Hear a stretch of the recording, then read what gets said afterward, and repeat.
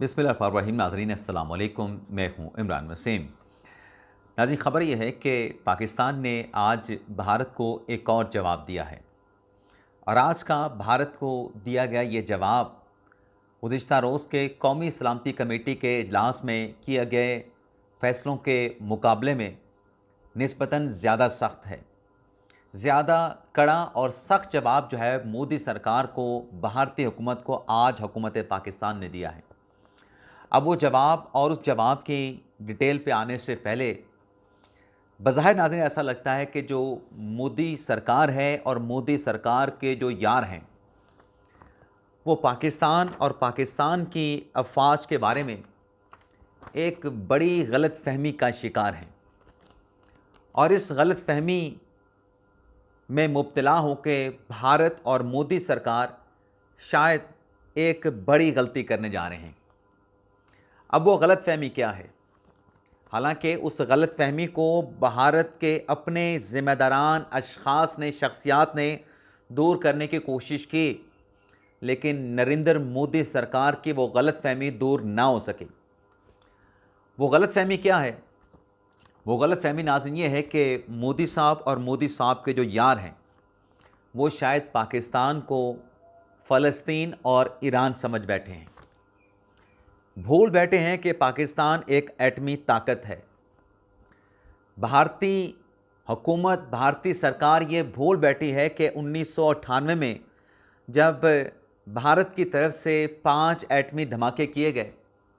तो उसके मुकाबले में पाकिस्तान की तरफ से 6 एटमी धमाके किए गए।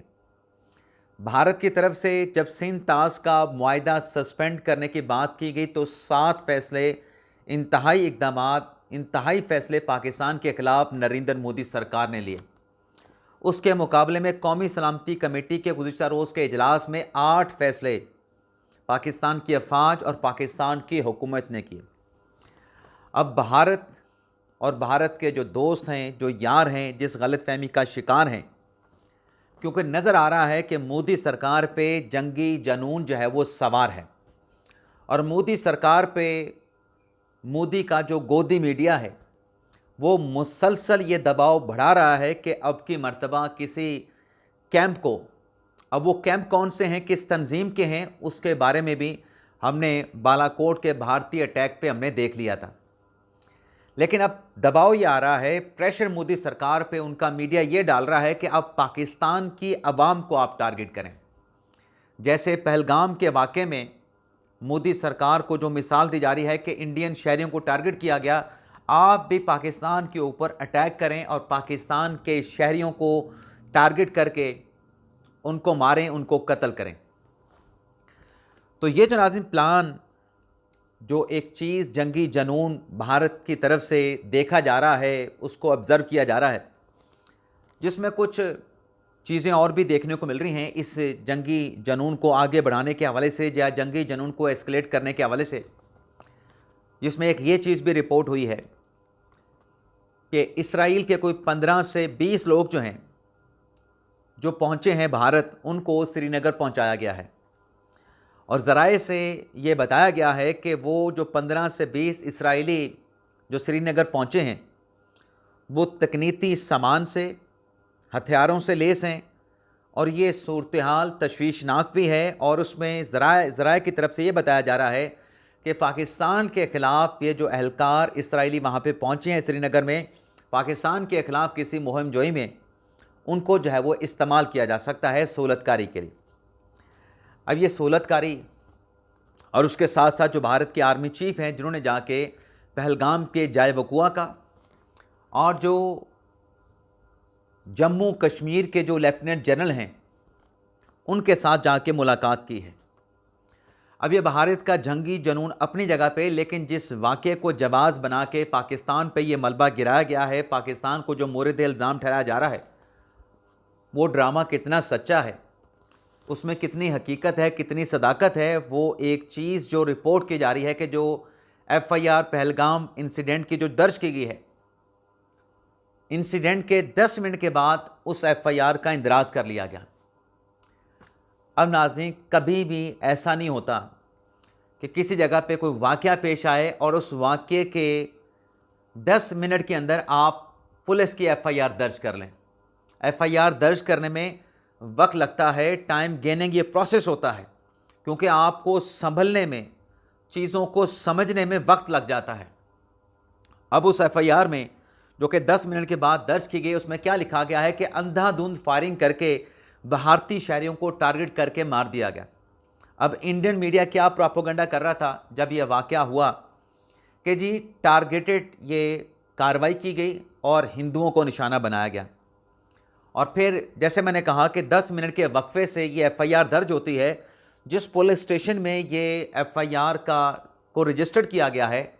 वो 6 किलोमीटर के फासले पे है, पहलगाम से 6 किलोमीटर के फासले पे। और पहाड़ी इलाकों में 6 किलोमीटर का जो फैसला तय करना है उसके लिए भी आपको 15 से 20 मिनट लग जाते हैं, आसानी के साथ 15 से 20 मिनट लग जाते हैं। अब ये जो कशीदगी बढ़ी है, जो टेंशन में इजाफा हुआ है, अब भारत के जो होम मिनिस्टर हैं अमित शाह, वो क्या कह रहे हैं, वो वहाँ पे एक इजलास की सदारत करने जा रहे हैं। अब उस इजलास में होगा क्या, एजेंडा उस इजलास का क्या है? उस इजलास का नाज़िम एजेंडा ये है कि जो हमने सिंध ताश का जो मुआहदा है जिसको हेल्ड इन अबेंस में डाला है, उस पर हमने अमल दरामद कैसे करना है, पाकिस्तान का पानी हमने कैसे रोकना है। अब आप नाज़िम भारतीय फ़ैसले की नोयत आप ख़ुद देख लें, उसका अंदाज़ा आप ख़ुद कर लें कि फ़ैसला आपने पहले कर लिया सिंध ताश मुआहदे को अबेंस में रखने का, अब उस पर अमल दरामद कैसे करना है, उस पर अब जो है अमित मिश्रा साहब जो हैं वो इजलास बुला रहे हैं, भारत के होम मिनिस्टर। तो चलें जी, आप इजलास बुला लें, ये करके भी देख लें। लेकिन नाज़रीन बात ये है कि जो जंगी जुनून भारत पे सवार है जिसकी हम बात कर रहे थे, अब उसमें कुछ और चीज़ें भी जो रिपोर्ट हो रही हैं सोशल मीडिया पे, उसमें ये बताया जा रहा है कि कुछ जहाज़ भी भारत में लैंड किए हैं। अब उन जहाज़ों के लैंडिंग से मुतल्लिक जो बताया जा रहा है वो नाज़रीन ये है, ये सोशल मीडिया की अफवाहें हैं। Israel has sent some special weapon to India and the flight with those special weapon has landed today। तो ये 24 अप्रैल की ये एक ट्वीट है वोक एमिनेट की तरफ से। लेकिन इसके साथ साथ नाजरीन ये भी रिपोर्ट किया जा रहा है सोशल मीडिया पे कि कुछ भारतीय ऐसे जहाज़ हैं, जासूसी के जहाज़ हैं जो पाकिस्तान के बॉर्डर एरिया पे देखे गए हैं। अब नाज़रीन भारत की कोशिशें, भारत का जंगी जुनून अपनी जगह पे, लेकिन नाज़रीन आपको ये बताते चलें कि जब गुज़िश्ता रोज़ कौमी सलामती कमेटी का इजलास हो रहा था, उस इजलास में जो अस्करी क़यादत की तरफ से, अब मैं नाम किसी का नहीं लूँगा क्योंकि ये एक कौमी राज है, जब भारत पाकिस्तान के ख़िलाफ़ जंगी जुनून को बढ़ा रहा है तो पाकिस्तान भी पर तैयार बैठा है। तो कल के कौमी सलामती कमेटी के इजलास में जो रिपोर्ट अस्करी क़यादत की तरफ से पेश की गई, उसमें तमाम चीज़ें अवामी क़यादत के सामने रखी गई कि भारत ने ये जो हरबा, ये जो ड्रामा रचाया है पाकिस्तान के ख़िलाफ़, इसके नतीजे में जो एडवेंचर, जो मुहिम जोई मोदी सरकार कर सकती है, उसमें तमाम ऐसे मकामात जहाँ पर भारत मुमकिना तौर पे पाकिस्तान को, पाकिस्तान के अवाम को या पाकिस्तान की इंस्टॉलेशन को टारगेट कर सकता है, निशाना बना सकता है, वो हुकूमत के सामने रखी गई। बताया गया कि ये भारत की जो धमकियां हैं उसके नतीजे में ये जगह भारत के लिए उनका आसान टारगेट हो सकती हैं। लेकिन उसके जवाब में पाकिस्तान ने क्या करना है, तो वो भी अस्करी क़यादत ने, क्योंकि ज़राए की खबर है, पाकिस्तान का राज है, भारत पाकिस्तान के ख़िलाफ़ जंगी जुनून से भरा बैठा है, बिफरा बैठा है, तो पाकिस्तान ने क्या हिकमत अमली तैयार की है। तो नाज़रीन उस इजलास में पाकिस्तान भारत को कैसे रिस्पॉन्ड करेगा, कैसे जवाब देगा उसके इस अटैक का, वो भी सब कुछ पाकिस्तान की जो सियासी क़यादत है उसके सामने तमाम चीज़ें रख दी गई। और उसमें बताया गया कि भारत का टारगेट जो भी हो, लेकिन पाकिस्तान का जो रिस्पॉन्स होगा वो इतना सख्त होगा, इतना शिद्दत वाला होगा कि भारत चिल्ला भी नहीं सकेगा। जैसे कल कौमी सलामती कमेटी के इजलास में जो फ़ैसला लिया गया कि फ़िज़ाई हदूद, पाकिस्तान की जो एयर स्पेस है वो भारत के लिए मुकम्मल तौर पे बंद कर दी जाएगी। आज भारत में पाकिस्तान के उस फैसले पे चीखें निकल रही हैं। जो भारतीय एयरलाइंस हैं, जो उनका माली नुकसान हो रहा है, जो बाकी नुकसानात का उनको अभी अंदाज़ा नहीं है, तो उस एक फ़ैसले में भारत में अब जो है वो सफ़े मातम बिछी हुई है कि हम ये क्या कर बैठे हैं, अपना ही नुकसान कर बैठे हैं। पिछली बार जब 2019 में पुलवामा के वाक़ये के ऊपर नाज़रीन, जब पाकिस्तान ने अपनी स्पेस को बंद किया था तो अरबों रुपए का भारत को नुकसान हुआ था। अब भी उसी तरह का नुकसान भारत को उठाना पड़ेगा, लेकिन कौमी सलामती कमेटी के इजलास की जो हम बात कर रहे थे उसमें तमाम चीज़ें कि पाकिस्तान की जो अफवाज है, जो मुसल्लह अफवाज है, क्योंकि ये भी मोदी सरकार की गलतफहमी है, ना सिर्फ मोदी सरकार बल्कि मोदी सरकार के यारों की भी गलतफहमी है कि पाकिस्तान की फ़ौज का वो मुकाबला कर सकते हैं। उनके अपने मुल्क के लोग उनको ये बता रहे हैं कि पाकिस्तान की अफवाज को आप अंडर एस्टिमेट मत करना, चाहे वो बर्री फ़ौज है, चाहे वो बहरी फ़ौज है, चाहे वो पाकिस्तान की फ़िज़ाइया है, इंतहाई प्रोफेशनल पाकिस्तान की फ़ोर्स है। आप उसको ना अंडरमाइन करें, ना उसको अंडर एस्टिमेट करें। आपको उनकी तरफ से जो जवाब आएगा, आप फिर बैठ के सोचेंगे, आप फिर बैठ के देखेंगे कि हम क्या कर बैठे हैं। तो पाकिस्तान की अफवाज ने पाकिस्तान की क़यादत को ये बता दिया है कि हम अगर भारत पाकिस्तान की खुदमुख्तारी सालमियत सरहदों की खिलाफ वर्जी करता है तो इंशाअल्लाह पाकिस्तान को जो जवाब होगा उस पर पाकिस्तान के अवाम गश गश कर बैठे होंगे, गश गश कर बैठेंगे कि पाकिस्तान ने कैसे भारत को जवाब दिया। अब उसका नाज़िर कुछ थोड़ा सा इशारा जो है हमारे वज़ीर दिफ़ा ख्वाजा आसिफ साहब ने भी दिया है। एक तो ख्वाजा आसिफ साहब ने यह बताया है कि LOC पे सूरत हाल कशीदा है। इससे भी हिंट मिलता है कि भारत कहाँ पे जाके पाकिस्तान को टारगेट कर सकता है। लेकिन ख्वाजा आसिफ साहब ने यह भी बताया कि ट्रंप इस कशीदगी के मामले पे किरदार अदा कर सकते हैं।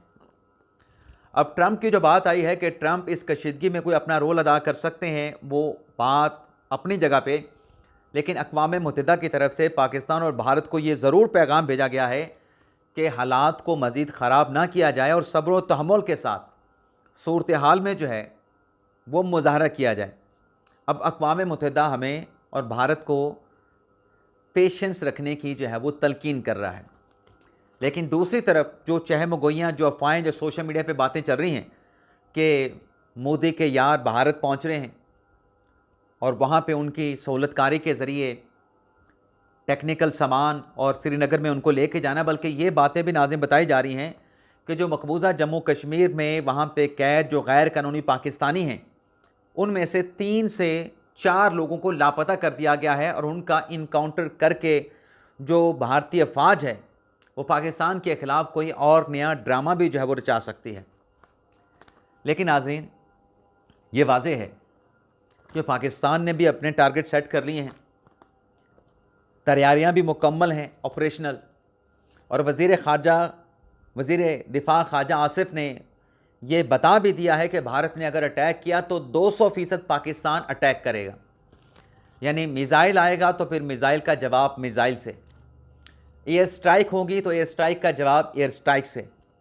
और अगर LOC को क्रॉस करेंगे, बॉर्डर को क्रॉस करेंगे, तो उसका जवाब भी उसी तरीके से दिया जाएगा। यानी जिस किस्म की जंग भारत पाकिस्तान पे मुसल्लत करेगा उसी नौयत की जंग, लेकिन रिस्पॉन्ड भारत से ज़्यादा सख्त होगा। यानी वो अगर चीखना भी चाहेगा तो चीख नहीं सकेगा। तो एक तो ये जवाब ख्वाजा आसिफ साहब ने आज भारत को क्लैरिटी के साथ दे दिया कि 200% हम भारत के हमले का जवाब देंगे। लेकिन उसके साथ साथ नाज़रीन, पाकिस्तान के सेनेट के ऐवान से भी आज भारत को जवाब दिया गया है। कल कौमी सलामती कमेटी का इजलास, आज पार्लियामेंट का ऐवान बाला, जिसमें भारत की तरफ से लगाए गए इल्ज़ामात पर एक तो उनके इल्ज़ामात को मुस्तरद किया गया और दूसरा जो कौमी सलामती कमेटी के इजलास का जो एलामिया है, अफवाज पाकिस्तान के हक़ में करारदाद मंजूर की गई है और मुत्तफ़िक़ा तौर पे उस करारदाद में भी यही फ़ैसला लिया गया है कि अगर भारत की तरफ से कोई शरअंगेज़ी की गई, कोई ख़िलाफ़ वर्जी पाकिस्तान की सालमियत खुद मुख्तारी पाकिस्तान की सरहदों की गई, तो फिर भारत शिकवा न करे, भारत को वहाँ पे हिट करेंगे जहाँ पे भारत को सबसे ज़्यादा नुकसान होगा और भारत की हर जारहियत का, हर मुहिम जोई का जो है भरपूर अफवाज पाकिस्तान की तरफ से जो है वो जवाब दिया जाएगा। बाकी भारत का जो मीडिया है अब वो चीख रहा है, चिल्ला रहा है, अब कह रहा है कि पाकिस्तान का मीडिया इस इंसिडेंट के ख़िलाफ़ प्रोपेगेंडा कर रहा है। जो हक़ाइक़, जो इदाद-ओ-शुमार सामने आ रहे हैं, उससे तो अब तक यही साबित हुआ है कि इंडियन मीडिया इस वाक़ये को लेके पाकिस्तान के ख़िलाफ़ प्रोपेगेंडा है और मोदी सरकार के ऊपर प्रेशर डाल रहा है कि पाकिस्तान पे हमला कर दो। तो कर लें जी आप हमला, उस हमले के फिर जवाब के लिए भी तैयार रहिएगा। इजाज़त चाहते हैं नाज़रीन, अल्लाह हाफ़िज़।